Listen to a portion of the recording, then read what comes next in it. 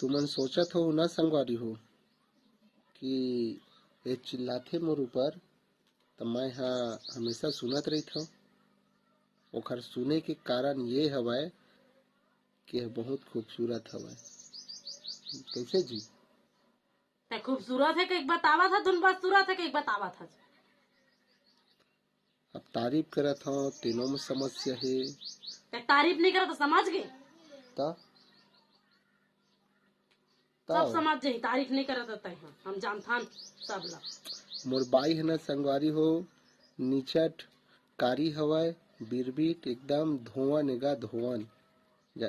आउ का बड़े हन अपन बरहन धोमर रही जो कुछ रही। निचट संगवारी हो।